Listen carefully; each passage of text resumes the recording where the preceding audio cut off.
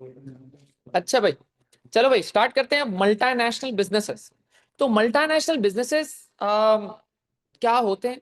Multinational businesses अगर होते हैं तो उसमें क्या फायदा वगैरह होता है, इन सब के बारे में बात करते हैं। अच्छा भाई, जरा गौर से सुनना पहले। हाँ, तो मल्टीनेशनल बिजनेस में कंट्रीज के भी कुछ नाम है, ठीक है, ये सारे। अब सबसे पहले जब हम बात ही मल्टीनेशनल बिजनेसेस की कर रहे हैं तो we would have to understand कि मल्टीनेशनल बिजनेसेस होते ही क्या है। ठीक है, किसी को आइडिया मल्टीनेशनल बिजनेस कौन से? तो भाई मल्टीनेशनल बिजनेसेस वो बिजनेसेस हैं जो एक से ज्यादा कंट्री में ऑपरेट करते हैं। हाँ, नेस्ले वगैरह तो है, एक से ज्यादा बिजनेस में काम नहीं नहीं नहीं नहीं नहीं नहीं नहीं। थोड़ा सा पहले समझना पड़ेगा। मल्टीनेशनल बिजनेसेस वो है जो एक से ज्यादा मुल्क में ऑपरेट करते हैं, मतलब they have physical presence in more than one country. Physical presence एक कंट्री से ज्यादा में है, एक कंट्री से ज्यादा में फिजिकल प्रेजेंस है। समझना इस बात को। अभी हम लोग हमारा एक भाई एक बिजनेस है हम लोगों का, नेक्स्ट जेन, जिसपे आप सब क्लासेस ले रहे हैं, ऑनलाइन क्लासेस का और रिकॉर्डेड लेक्चर्स का ये बिजनेस है। अच्छा, अभी हम लोग पता है क्या है, अभी हमारे पास ना हमारा नेक्स्ट जेन का एक बादराबाद पे ऑफिस है, ठीक है, where we have our physical academy viceroys, ठीक है। और नेक्स्ट जेन हमारा ना ऑनलाइन बिजनेस, ऑनलाइन क्लासेस वगैरह का वेंचर है, ठीक है। अच्छा, नेक्स्ट जेन ना अभी बहादुराबाद में, पाकिस्तान में कराची में एक ऑफिस है हमारा बहादुराबाद पे। वहां से बैठ के हमारी वहां पे टीम बैठी हुई है and we are selling our live classes and recorded lectures to students across the world, ठीक है। हर जगह हमारे स्टूडेंट्स फैले हुए, एक से ज्यादा कंट्री में फैले हुए। अभी हम लोग पता है कौन सा बिजनेस है? International. International, we are operating from one country but we are selling our goods and services to students across the globe, ठीक है। अब हमारे पास ना कुछ मसले आते हैं कि भाई जैसे पाकिस्तानी इंशाल्लाह जैन इंशाल्लाह पाकिस्तानी जैसे लॉज एंड रेगुलेशंस के वजह से ना हम काफी पेमेंट्स इंडिया से, स्टूडेंट्स जो इंडिया से पढ़ना चाहते हैं हमारे पास, हम उनको नहीं पढ़ा पाते क्योंकि इंडिया से पाकिस्तान में पैसे आना मसला है, बांग्लादेश से पाकिस्तान में पैसे आना मसला है। तो we are facing a lot of difficulties कि यार बांग्लादेश से पैसे नहीं आ सकते, इंडिया से पैसे नहीं आ सकते, ऐसी और भी कंट्रीज होंगी जहां से पाकिस्तान में पैसे भेजना मुश्किल हो। तो इंशाल्लाह इन द नियर फ्यूचर अगर हमारा बिजनेस और एक्सेल कर जाता है इंशाल्लाह, तो हम क्या करेंगे, दुबई में एक ऑफिस ले लेंगे। दुबई में एक ऑफिस लेंगे, एक फिजिकल ऑफिस। और दुबई में हम अपनी एक एडमिन टीम बिठा के, 2 3 4 5 लोगों की टीम बिठाकर हम वहां के बैंक अकाउंट्स भाई ओपन करवा लेंगे, जिसमें हमारे पास अब बादराबाद पे पाकिस्तान में भी फिजिकल प्रेजेंस हो जाएगी और दुबई में मतलब एक और कंट्री यूएई में हमारी फिजिकल प्रेजेंस होगी। पहले हम लोग पाकिस्तान में बैठ के बच्चों को पढ़ा रहे थे, एक कंट्री में होते हुए इंटरनेशनल बच्चों को पढ़ा रहे हैं, इंटरनेशनल कस्टमर्स। अब हमारी पाकिस्तान के अलावा दुबई में भी ऑफिस आ गया, एक कंट्री से दूसरे कंट्री में भी ऑफिस आ गया, अब 2 कंट्रीज में ऑफिसेज हैं, मतलब we have physical presence in 2 countries. तो हम इंटरनेशनल बिजनेस से बन जाएंगे मल्टीनेशनल बिजनेस। मल्टीनेशनल बिजनेसेस का मतलब होता है जिनकी फिजिकल प्रेजेंस, ऑपरेशंस, ऑफिस या फिर कोई स्टोर या फिर कोई फैक्ट्री एक से ज्यादा कंट्री में हो। बात समझ में आई? Those businesses are known as multinational businesses. Clear है सबको? बताओ। तो भाई ये होते हैं मल्टीनेशनल बिजनेसेस, ठीक है। अब सवाल ये आता है कि why businesses want to become multinational, ठीक है, वो क्यों एक से ज्यादा कंट्री में जाना चाहते हैं? अच्छा, बहुत सारी जो प्रैक्टिकल रियल लाइफ एग्जांपल्स हैं, रियल लाइफ बिजनेसेस हैं जो कि मल्टीनेशनल बिजनेसेस है, वो कौन है भाई? आपका Apple. Apple has factories in more than one countries. Apple का भाई बहुत सारी कंट्रीज में स्टोर्स हैं, ठीक है। तो ये भाई ये मल्टीनेशनल बिजनेस है। इसी तरह नेस्ले है, इसी तरह टोयोटा है, होंडा है, सुजुकी है, पाकिस्तान में भी है, इंडिया में भी है, ठीक है, और भी बहुत सारे मुल्कों में। तो ये मल्टीनेशनल बिजनेस। अब सवाल ये पैदा होता है कि why why some businesses would want to become multinational. ठीक है। अब मल्टीनेशनल भाई बनने के लिए ना बहुत सारे रीजंस है क्यों मल्टीनेशनल बनना चाहते हैं। ठीक है, अब देखो भाई, अगर फॉर एग्जांपल जैसे टोयोटा है, टोयोटा भाई ये भी तो काम कर सकता था, पाकिस्तान से आकर जापान में गाड़ियां बनाता टोयोटा, और टोयोटा पाकिस्तान में जापान के रास्ते से या जापान से लेके पाकिस्तान में एक्सपोर्ट कर देता, पाकिस्तान में भिजवा देता। लेकिन भाई पूरी गाड़ी आएगी तो भाई ट्रांसपोर्टेशन कॉस्ट लगेगी, पूरी गाड़ी आएगी तो पहले तो ट्रांसपोर्टेशन कॉस्ट लग गई, पूरी गाड़ी को लेकर आना पड़ेगा भाई, हैवी ट्रांसपोर्टेशन ड्यूटीज लगेंगी, हैवी ट्रांसपोर्टेशन कॉस्ट लगेगी। तो भाई टोयोटा ने बोला यार छोड़ो भाई, जापान में गाड़ी क्या बनाएंगे, पाकिस्तान में पार्ट्स लाते हैं और पाकिस्तान में गाड़ी बनाते हैं। चलो भाई, अब गाड़ी पाकिस्तान में बन रही है, इसका मतलब उनको सिर्फ रॉ मटेरियल्स वगैरह लाने की जरूरत है, बाकी गाड़ी इधर बना लेंगे, तो ट्रांसपोर्टेशन कॉस्ट बच गई, तो they would be benefited multinational बनने से। उसके बाद भाई पाकिस्तान में चीप लेबर है, जो एप्पल है वो चाइना में इंडिया में अपने फोन्स क्यों बनाता है, क्योंकि यूएस में बनाएगा तो यूएस में लेबर कॉस्ट बहुत ज्यादा है भाई, वो अंग्रेज लोग हैं, उनका लिविंग स्टैंडर्ड अलग है भाई, उनको पैसे ज्यादा चाहिए होते हैं, तो वो काम करेंगे नहीं एप्पल की फैक्ट्री में, या फिर एप्पल की फैक्ट्री में काम करेंगे तो पैसे ज्यादा लेंगे यार। तो भाई ये जो एप्पल कंपनी है वो चाइना में जाती है, वो इंडिया में जाती है, क्योंकि वहां पे चीप लेबर है, तो production cost is lower than as compare to US, तो वो भाई दूसरी कंट्रीज में अपने प्रोडक्शन यूनिट लेकर आ गए। ट्रांसपोर्टेशन कॉस्ट भी तो हाई नहीं होगी ना, हाई नहीं होगी ना, पार्ट्स ला रहे हैं, बना तो एक मुल्क में रहे ना, अब पाकिस्तान में बेचने के लिए टोयोटा अपनी गाड़ी यहाँ पे बना रहा है, पार्ट्स लेकर आ गए। दूसरा क्या हो गया, अवॉइडिंग इंपोर्ट रिस्ट्रिक्शंस। अब टोयोटा, आपको पता है अगर पाकिस्तान में जापान से गाड़ी लाता, टोयोटा गाड़ी लाया पाकिस्तान में, इसको फेस करनी पड़ती 250 से 400% ड्यूटी। अभी आपको पता है जो मीरा है, पाकिस्तान में एक मीरा गाड़ी मिलती है, 10 लाख की मीरा गाड़ी है, पाकिस्तान में आते आते उसके ऊपर 300% ड्यूटी लगती है। फॉर एग्जाम्पल 30 लाख रुपए की ड्यूटी है, तो वो पाकिस्तान में कितने की मिल रही है, 40 लाख की। अगर मीरा डायरेक्ट जापान से पाकिस्तान ना भेजे, बल्कि पाकिस्तान आके बना दे, तो क्या उनको 300% ड्यूटी लगेगी? नो, उनको ड्यूटी नहीं लगेगी। तो भाई जब आप मल्टीनेशनल कंपनी बनते हो, जब आप एक मुल्क में बेचने के लिए मुल्क के अंदर ही बना रहे हो, तो भाई आपको इंपोर्ट ड्यूटी नहीं लगेगी। उसके बाद एक्सेस टू रिसोर्सेस, जब आप मल्टीनेशनल कंपनी बनते हो तो फॉर एग्जांपल भाई कंपनी बाहर से यहाँ पर आ गई पाकिस्तान में ऑपरेट करने के लिए, पाकिस्तान में ऑपरेट कर रही है, पाकिस्तान में काम कर रही है, ठीक है। अब पाकिस्तान में जब काम कर रही है तो यहाँ पे पाकिस्तान में इसको रिसोर्सेज मिलेंगे, सही है। फॉर एग्जाम्पल भाई गोल्ड मिल सकता है, ऑयल मिल सकता है, जो भी उसका काम है depending on upon its work, तो उसको मिल जाएगा, तो रिसोर्सेज से एक्सेस मिलेगा, एक्सेस टू रिसोर्सेज, रिसोर्सेज वगैरह मिलेंगे, ठीक है भाई। तो ट्रांसपोर्टेशन कॉस्ट कम हो गई, लोअर प्रोडक्शन कॉस्ट क्योंकि शायद लोअर वेजेस होंगी इंडिया में चाइना में, avoiding import taxes, import duties, access to resources, natural resources मिल जाएंगे, ठीक है। ये सारी चीजें होंगी कि भाई मल्टीनेशनल एक कंपनी मल्टीनेशनल क्यों बनना चाहती है, these are the reasons company के लिए, कंपनी को क्या बेनिफिट मिलेगा मल्टीनेशनल बनने से। बट जब आप मल्टीनेशनल बनते हो तो मल्टीनेशनल बनने के बहुत सारे ड्रॉबैक्स भी, you would have to face certain problems if you become a multinational company. अब पोटेंशियल प्रॉब्लम क्या होंगे, जब आप फॉर एग्जांपल एप्पल है, अब एप्पल का हेडक्वार्टर है कैलिफोर्निया में, फैक्ट्री है चाइना में, एक और फैक्ट्री है इंडिया में, और बहुत सारे स्टोर्स हैं अक्रॉस द ग्लोब, हर किसी से कम्युनिकेशन कैसे बनेगी यार, बातचीत कैसे करेंगे, कम्युनिकेशन इश्यूज, क्या होगा भाई, कम्युनिकेशन इश्यूज, तो कम्युनिकेशन के मसले आ जाएंगे, बातचीत के मसले आ जाएंगे।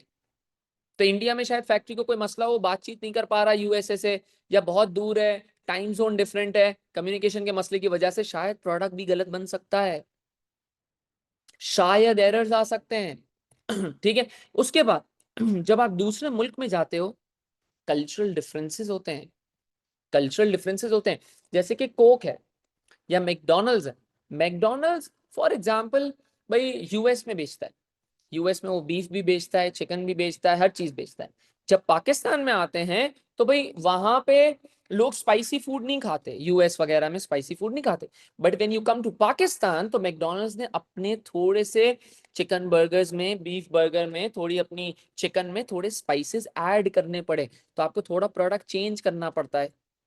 लोगों का कल्चर अलग है, लोगों का टेस्ट अलग है। इसी तरह अगर मैकडॉनल्ड्स इंडिया में जाता है तो भाई वो बीफ बर्गर नहीं सेल करते हैं, फिर वो वेज बर्गर्स पे आ जाते हैं या चिकन बर्गर्स पे आ जाते हैं। वहां पे अगर आप वहां पे मैकडॉनल्ड्स के बर्गर्स देखोगे इन इंडिया, तो वहां पे महाराजा बिग मैक है, वहां पे नाम ऐसे है महाराजा बिग मैक, आलू टिक्की बर्गर। तो भाई हर मुल्क में जाकर अलग अलग अलग अलग कल्चर्स को देखकर आपको प्रोडक्ट बनाना पड़ता है।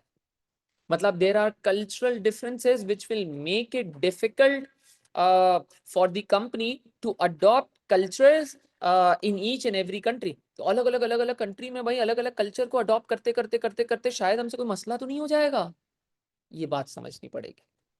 उसके बाद भाई इतने कंट्रीज में इतनी जगहों पे हमारा काम फैला हुआ है, how would we be able to coordinate?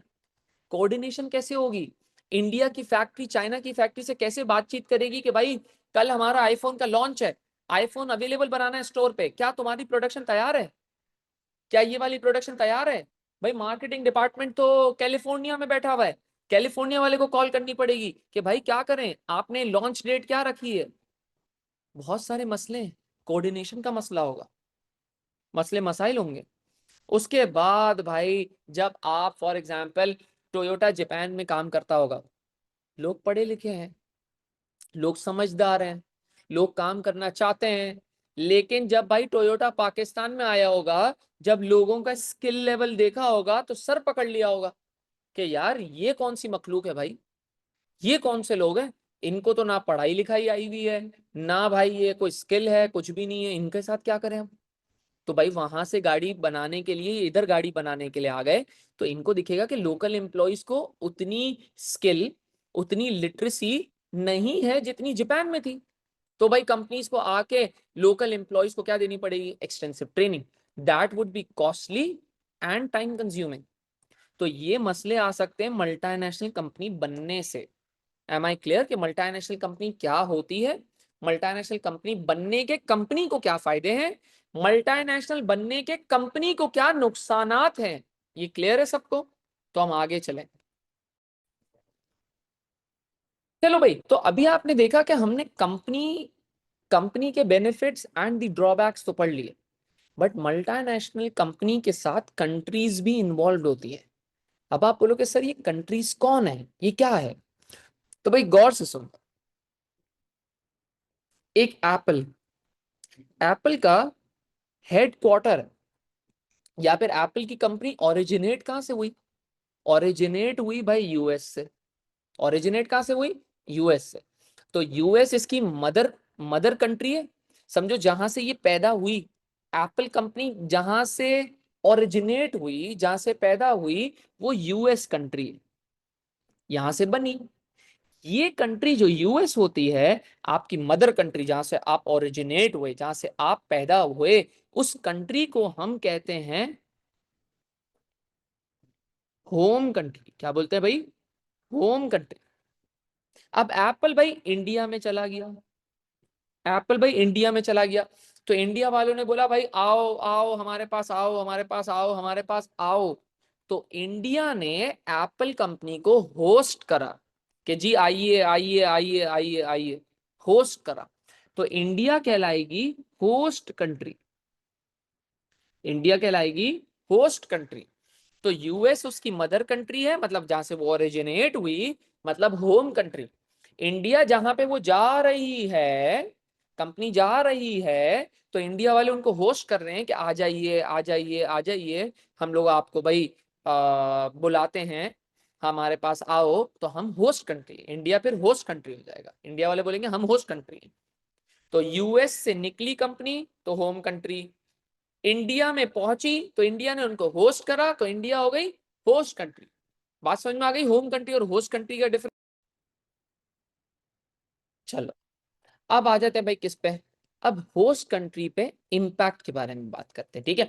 कि अगर होस्ट कंट्री की बात हो रही है, ठीक है, तो होस्ट कंट्री को क्या फायदा होगा? या फिर क्या ड्रॉबैक होगा। ठीक है, होस्ट कंट्री कौन हो गई? इंडिया। अब जब एप्पल कंपनी अपनी फैक्ट्री लगा रही है इंडिया में, तो भाई एप्पल कंपनी यूएस से लाएंगे डॉलर, एप्पल कंपनी लाएगी यूएस से डॉलर, इंडिया में जगह खरीदेगी, इंडिया में स्टोर खरीदेगी, इंडिया में भाई मशीन्स खरीदेगी, तो बाहर से तो ये डॉलर लाएगी ना, बाहर से डॉलर लाएगी तो इंडिया में क्या आएगा भाई? Foreign currency inflow. इंडिया के तो मजे हो गए ना, डॉलर आ जाएंगे भाई। और फिर इंडिया में प्रोडक्ट बन रहा है, इंडिया में प्रोडक्ट बन रहा है, लेकिन दुनिया भर में जा रहा है, दुनिया भर में बिक रहा है। इसका मतलब बना इंडिया में बिका दुनिया में, बना इंडिया में बिका दुनिया में। इसका मतलब इंडिया की एक्सपोर्ट्स बढ़ गई, क्योंकि बना बना के इंडिया में वो दूसरे मुल्कों में भेज रहे हैं, तो इंडिया से तो मुल्क से प्रोडक्ट बाहर जा रहे हैं, तो इंडिया में पैसे आ रहे हैं, एक्सपोर्ट बढ़ गई। तो एप्पल वहां पे बना बना के एक्सपोर्ट भी करे जा रहा है। फिर इंडिया में भाई एम्प्लॉयमेंट बढ़ रही है, तो भाई एप्पल कंपनी कोई अपने गोरे थोड़ी लाएगी वहां से, कोई अपने अंग्रेज लोग थोड़ी लाएगी वहां से, इंडिया के लोगों को एम्प्लॉयमेंट मिलेगी, इंडिया के लोगों को एम्प्लॉयमेंट मिलेगी, फिर एप्पल अपना काम सिखाने के लिए उनको ट्रेनिंग भी देगी, ट्रेनिंग देगी, स्किल डेवलपमेंट हो गई, स्किल डेवलप हो गई, स्किल डेवलप हो गया, वो लोग ज्यादा पढ़े लिखे हो गए, ज्यादा ट्रेंड हो गए, ज्यादा स्किलफुल हो गए, ये सारा फायदा हो गया। हाँ, सी पैक वाले चाइनीज इंजीनियर्स ला रहे हैं, क्योंकि भाई हमारे यहाँ वो वाली स्किल ही नहीं है ना यार। इंडिया, वो जो चाइना है, वो पाकिस्तान में रिवर का, भाई रिवर का आपको पता है, रिवर का मैं गया था नॉर्दर्न एरियाज में कुछ टाइम पहले, तो मैंने देखा वो रिवर का डायरेक्शन चेंज कर रहे थे, रिवर की डायरेक्शन चेंज कर रहे हैं। भाई हमारे इंजीनियर से थोड़ी होगा, वो अपने इंजीनियर ला रहे हैं, ये चाइनीज सी पैक में अपनी पढ़ी लिखी आवाम ला रहे हैं, लेकिन भाई बनाने के लिए, चीजों के लिए, दूसरी चीजों के लिए हमारी लोगों को भी एम्प्लॉयमेंट दे रहे हैं। सही है, तो एम्प्लॉयमेंट भी हो गया, स्किल डेवलपमेंट भी हो गई। ठीक है भाई। उसके बाद क्या हुआ? Boost to local firms and tax revenues. अब देखो, जब एप्पल आ रहा है ना, तो एप्पल भाई इंडियन कंपनी से रॉ मटेरियल्स खरीदता होगा, इंडियन कंपनी से इलेक्ट्रिसिटी खरीदता है, इंडियन कंपनी से अपना स्टोर बनवाएगा, अपनी फैक्ट्री बनवाएगा, पेंट वेंट करवाएगा, मतलब वहाँ की पेंट इंडस्ट्री उठेगी, वहाँ पे फैक्ट्री बनाने वाली इंडस्ट्री उठेगी, रेनोवेशन वाली इंडस्ट्री उठेगी। मतलब जब वो बाहर से कंपनी आएगी, मल्टीनेशनल कंपनी, तो वो अपने साथ बहुत सारे बिजनेसेस को जोड़ेगी, बहुत सारे बिजनेसेस को बूस्ट देगी, बहुत सारे बिजनेसेस उसकी वजह से चलना स्टार्ट होंगे। प्लस जब एप्पल कंपनी बाहर से आ रही है, तो they would be providing tax revenues to the government, क्योंकि भाई एप्पल कंपनी प्रॉफिट तो कमाएगी ना यार, तो गवर्नमेंट को टैक्स भी देगी। उसके बाद क्या होगा यार?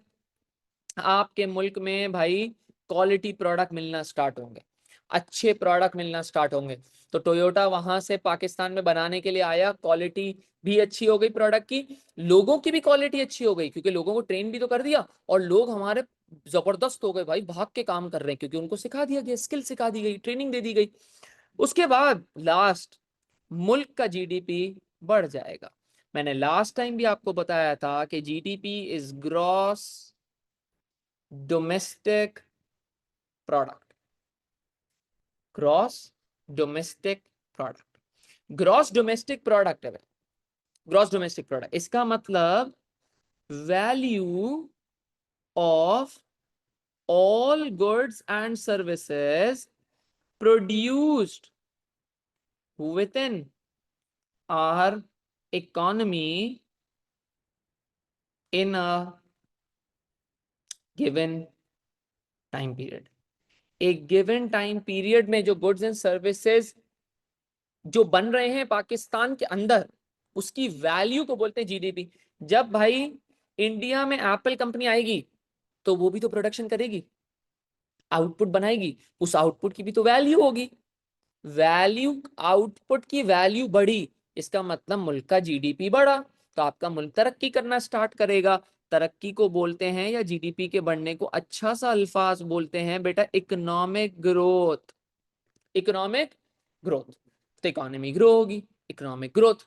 बात समझ में आई? ये फायदे हो गए to the host country. Clear है आप लोगों को? समझ में आया? अब भाई ड्रॉबैक्स पे आ जाते हैं। ड्रॉबैक का मतलब क्या है भाई? ड्रॉबैक का मतलब क्या मतलब? होस्ट कंट्री को, इंडिया को क्या नुकसान होगा? इंडिया को क्या नुकसान होगा? बताओ भाई, क्या नुकसान होगा इंडिया को? अब इंडिया अगर एप्पल की कंपनी को बुला रहा है कि आ जाओ आ जाओ आ जाओ भाई, एप्पल की कंपनी बोलेगी यार ये है गरीब मुल्क, ये है गरीब मुल्क, इसका लेबर तो अपने पास काम करने के लिए मर रहा होगा। मतलब इंडियन लेबर बहुत ज्यादा विलिंग होगा कि मैं यार एप्पल कंपनी में काम करूं, क्या इज्जत की बात होगी यार, क्या इज्जत की बात होगी। तो एप्पल कंपनी को जब ये पता चलेगा कि यार ये लेबर तो हमारे पास काम करने के लिए मर रहा है, वो करेंगे लेबर को एक्सप्लॉइट। लेबर को क्या करेंगे? Exploit. They would provide lower salaries, come salary देंगे, लेबर को प्रॉपर वर्किंग कंडीशन नहीं देंगे। सही, प्रॉपर वर्किंग कंडीशन नहीं देंगे, लेबर को सैलरी कम देंगे, लेबर को भाई सेफ्टी स्टैंडर्ड्स की जो चीजें हैं, फॉर एग्जांपल हेलमेट है, ग्लव्स हैं वगैरह, वो नहीं देंगे। ठीक है, हाँ, बहुत ज्यादा कम सैलरी, एक्सप्लॉइट करेंगे। उसके बाद एप्पल कंपनी को बताया है कि यार इंडिया तो गरीब मुल्क है, हम इसके पास जा रहे हैं, इसके लिए तो बहुत बड़ी बात है यार। तो ये क्या करेंगे? पॉल्यूशन वगैरह भी फुल ऑन करेंगे। ये बोलेंगे इतनी बड़ी कंपनी है यार, इंडिया हमें थोड़ी मना करेगा पॉल्यूशन का, पॉल्यूशन करो भाई, इन्वायरमेंटल स्टैंडर्ड्स को छोड़ो, जाने दो, पॉल्यूशन करो, ये बोलेगी एप्पल कंपनी। तीसरा भाई, अब एप्पल कंपनी जब मोबाइल फोन इंडिया में बना रही है, या फिर भाई टोयोटा कंपनी पाकिस्तान में आ गई, अब भाई जो हमारी कंपनीज है, हाँ, उनसे एक्स्ट्रा वर्किंग आवर्स भी ले सकते हैं, that is also exploitation of labour. ठीक है, अब कंपटीशन भी फेस कर सकती है। अब देखो, अब आपको पता है भाई, जो पेप्सी है वो भी मल्टीनेशनल है, नेस्ले है वो भी मल्टीनेशनल है। पाकिस्तान में एक पहले जूस मिलता था, आप लोगों को याद होगा, फ्रूटो जूस, फ्रूटो जूस, और एक और था माजा जूस। ये दोनों पाकिस्तान में बहुत अच्छे चलते थे, पाकिस्तान के लोकल जूसेस थे, लोकल कंपनीज के जूसेस थे। अच्छा, जब नेस्ले कंपनी आई, पेप्सी आई, अपने जूसेस लाई, टफ कंपटीशन दिया लोकल फर्म्स को, और लोकल फर्म्स क्या हो गई? बाहर। अब माजा का जूस मिलता है, अब फ्रूटो का जूस मिलता है नहीं, कंपनी गई। तो लोकल फर्म्स इतना इंटेंस कंपटीशन बर्दाश्त ही नहीं कर सकती, वो कंपनीज बंद हो जाती हैं। बात समझ में आई? तो exploitation, pollution, competition, and then the cultural impact. Pakistan में फास्ट फूड का कल्चर कौन लाया? खाने के साथ कोल्ड ड्रिंक पीने का कल्चर कौन लाया? कौन लाया? McDonald's, KFC, Pepsi, Coke. कि हर खाने के साथ पेप्सी कोक पीना जरूरी है भाई, क्योंकि इन्होंने ऐड दिखा दिखा दिखा दिखा दिखा दिखा के हमारे दिमाग में डाला है कि यार खाने के साथ कोल्ड ड्रिंक जरूरी है। उसके बाद केएफसी और मैकडोनल्ड्स ने फास्ट फूड का कल्चर डाला हमारे दिमाग में कि भाई खाना जल्दी भी मिल सकता है, 10-15 मिनट में सर्व हो सकता है खाना। तो हमारे पिज्जा हट ने भी हमारे कल्चर में भाई इम्पैक्ट किया। तो कल्चरल इम्पैक्ट, वेस्टर्न कल्चर हमारे मुल्क में आ जाता है। बात समझ में आई? उसके बाद प्रॉफिट, प्रॉफिट का बड़ा मसला है, पता है क्या भाई? अब एप्पल कंपनी है किसकी? गोरे की। मल्टीनेशनल कंपनी आ कहां से रही है? बाहर से। ओनर कहां बैठा हुआ होगा? बाहर। ओनर की फैमिली कहां होगी? बाहर। तो भाई ये हमारे मुल्क में बेचेगा, प्रॉफिट कमाएगा, और अपने मुल्क में लेके जाएगा, क्योंकि इंजॉय तो पैसे को वहां पे करेगा, ये बाहर करेगा, क्योंकि इसकी फैमिली तो बाहर है, ये तो खुद बाहर रहता है। तो वो गाड़ियां, घर, इंजॉयमेंट सारी वहां पे बाहर खर्चे करेगा। तो भाई ये तो प्रॉफिट। तो यार हमारे मुल्क का क्या भाई? हमारे मुल्क का क्या यार? उसके बाद रिसोर्स डिप्लीशन। जब भी बाहर की फर्म आती है, हमारे रिसोर्सेज को इस्तेमाल करेगी, इस्तेमाल करेगी, इस्तेमाल करेगी, यूज करेगी, यूज करेगी, यूज करेगी। जैसे हमारे रिसोर्सेज खत्म हो जाएंगे, ये बाहर भाग जाएंगे, क्योंकि इनका मुल्क तो था ही नहीं, ये तो रिसोर्सेज इस्तेमाल करने आए थे, रिसोर्स इस्तेमाल करेंगे, चले जाएंगे। अभी एक बाहर से ना कंपनी आ रही है पाकिस्तान में कंपनी आ रही है बलूचिस्तान से गोल्ड निकालने। पाकिस्तान में बाहर की कंपनी आ रही है बलूचिस्तान से गोल्ड निकालने। हमें फायदा वायदा तो सब होगा, चलो फायदा हो गया। जिस दिन ये गोल्ड खत्म हुआ, गोल्ड इज अ रिसोर्स, जिस दिन ये गोल्ड खत्म हुआ, रिसोर्स खत्म हुआ, उस दिन तो ये हमारे मुल्क से बाहर भाग जाएंगे भाई।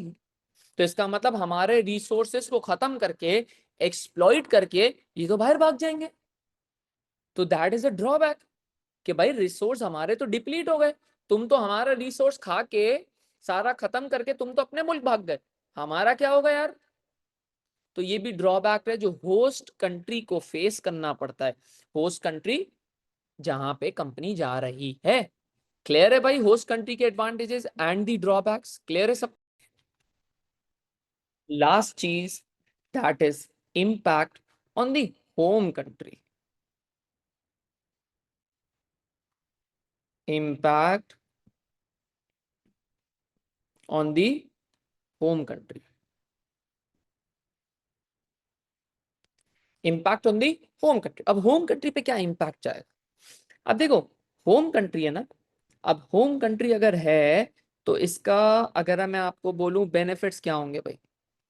अगर होम कंट्री में काम हो रहा है, अगर होम कंट्री में काम हो रहा है, होम कंट्री में काम हो रहा था, अब हम चले गए होस्ट कंट्री, हमने अपनी फैक्ट्री, पहले समझो जापान में हम पाकिस्तान की भी गाड़ियां बनाते थे, अब जापान में टोयोटा गाड़ियां बनाता है सिर्फ जापान की, और पाकिस्तान में पाकिस्तान की गाड़ी बनाता है। इसका मतलब फैक्ट्री का आउटपुट कम हुआ। जब फैक्ट्री का आउटपुट कम हुआ तो इसका मतलब पॉल्यूशन भी कम होगी, पॉल्यूशन भी कम होगी। उसके बाद जो होम कंट्री के रिसोर्सेज हैं, होम कंट्री के रिसोर्सेज हैं, वो डिप्लीट नहीं होंगे। जो होम कंट्री के रिसोर्सेज है ना, वो डिप्लीट नहीं होंगे, खत्म नहीं होंगे, होम कंट्री के रिसोर्सेज बच जाएंगे। होम कंट्री कौन सी, एप्पल आई थी यूएस से, US is a home country जहां से वो ओरिजिनेट हुई कंपनी। तो फैक्ट्री आउटपुट कम बनेगा तो पॉल्यूशन कम होगी, ठीक है। होम कंट्री के रिसोर्सेज डिप्लीट नहीं होंगे। अच्छा, सारा का सारा प्रॉफिट, सारा का, हाँ बिल्कुल, सारा का सारा जो प्रॉफिट इंडिया में कमा रही है कंपनी, वो लाएगी कहां पे, दोबारा यूएस में। इसका मतलब profits would come back to the home country, profit would come back to the home country. अब भाई ड्रॉबैक्स के बारे में बात कर लेते हैं। ड्रॉबैक्स, जब ड्रॉबैक के बारे में बात कर रहे हैं, जब ड्रॉबैक्स के बारे में बात कर रहे हैं तो होम कंट्री को क्या मसला होगा। देखो भाई, फैक्ट्री का आउटपुट गिरा तो होम कंट्री में अनएम्प्लॉयमेंट, अनएम्प्लॉयमेंट भी तो बढ़ जाएगी होम कंट्री में। यूएस से अब फैक्ट्री बंद हुई, यूएस से स्टोर बंद हुआ, इंडिया में खुल गया फैक्ट्री, या फिर इंडिया में स्टोर खुल गया, जापान से प्रोडक्शन कम करके अब वो पाकिस्तान में प्रोडक्शन कर रहे हैं, मतलब जापान में तो अनएम्प्लॉयमेंट बढ़ गई ना। उसके बाद वो जापान में गाड़ी बना के पाकिस्तान में बेचते थे, अब वो जापान में गाड़ी नहीं बना रहे, डायरेक्ट पाकिस्तान में बेच रहे हैं, पाकिस्तान में डायरेक्ट बना के डायरेक्ट बेच रहे हैं। इसका मतलब जापान जो गाड़ी बना के उधर से बेचता था पाकिस्तान को, तो जापान की एक्सपोर्ट बढ़ रही थी। अब पाकिस्तान में गाड़ी बनेगी, पाकिस्तान को ही बेच देंगे, मतलब होम कंट्री की अपनी एक्सपोर्ट्स गिर गई, अपनी एक्सपोर्ट्स गिर गई। ये बड़ा मसला है। तो ये ड्रॉबैक्स होते हो सकते हैं किसके भाई, होम कंट्री के, और ये फायदे हो सकते हैं होम कंट्री के।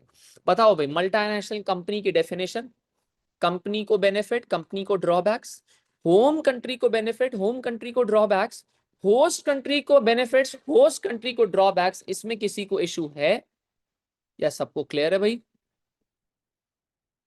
This was all about multinational companies, clear है भाई सब।